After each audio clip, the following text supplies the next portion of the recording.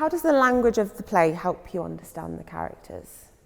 I think looking at what language they're using and how they're speaking, and if they're speaking in verse or prose, is so useful for understanding what the character is feeling at that time and their relationships to other characters. So, for instance, the first time Romeo sees Juliet, he then starts speaking exclusively for 10 lines in rhyming couplets, whereas every time he's been speaking about Rosalind, he has only been speaking in blank verse. There's no rhyming, the poetry isn't quite as beautiful or quite as amazing.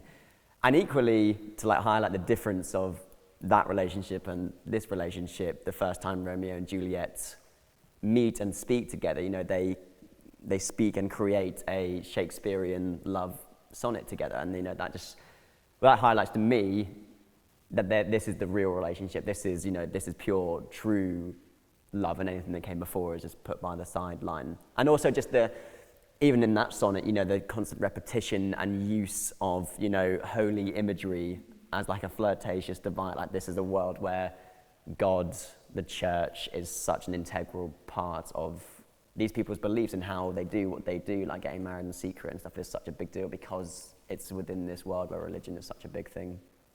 I think language helps the audience see the clear class divide of the characters. I think Shakespeare uses verse and prose in Romeo and Juliet really well. And there's quite a lot of prose and quite a few characters who speak prose, one being the nurse. And it is an instant, because of Juliet and the nurse's relationship, they're obviously very, very close, but there is still that divide, and you see that through the nurse speaking prose sometimes and then Juliet speaking verse. And also when the nurse is very frank and blunt with Romeo and a few of the other characters. And even when she is being so, she still addresses them as sir or lord, or we were wondering in rehearsal, why does she keep referring to him as sir or lord? And I think it's because it goes back to the class divide, and even though she is very angry with him a lot of the time, he's still of a higher class than her, so she still gives him that respect. Yeah, I think that's absolutely right, particularly in a world that's still so patriarchal. Romeo and Juliet is one of those things where really you've got that kind of, the women kind of do what the men do in the context of the time period in which it's set, and that obviously has echoes, and it really does tell in that kind of verse and prose, and I think it also tells in the rhyme as well, because I think rhyme is used very cleverly throughout this play. Sometimes, as you said, like the sonnet form, it really shows the kind of honesty and intention. But it can also be used as a kind of way of reinforcing exactly what you're saying, that kind of class divide. So people will try to outdo each other. Like I love the bit where Lord Capulet and Paris are talking, and Paris tries to say, oh, but happier are those mothers that are so early made, or something. And then Lord Capulet comes back and goes, yeah, but too soon marred are those so early made. And even though it's the same word, by using that rhyme, he's putting another character in place.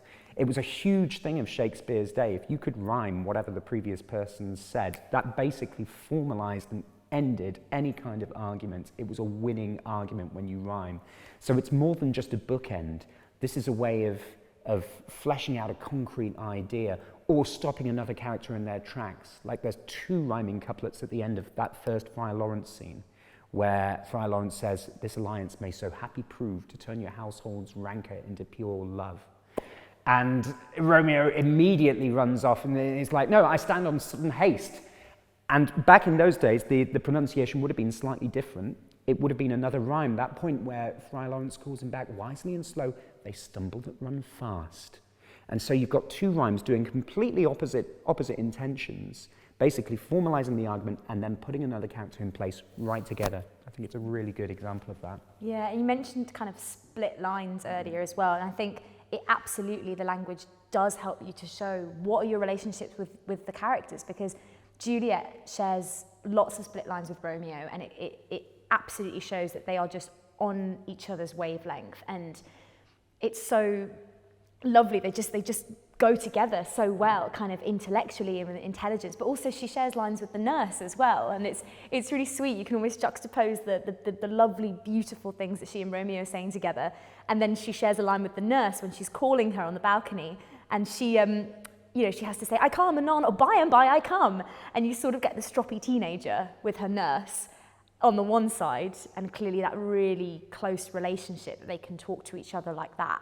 And on the other, you have that indication that her and Romeo are just very much connected in that way. And it's such a contrast to Lady Capulet. When Juliet speaks to Lady Capulet, she does not, share lines with her mother. She almost speaks in kind of riddles to her mother because they clearly have a lack of communication. And just a last point kind of on Juliet and Romeo, I think in that first prologue with the the first sonnet that they meet together, the religious imagery, Juliet picks up on that. They are picking up on each other's language, and it's just so quick and so clever. And that's coupled with just this beautiful imagery of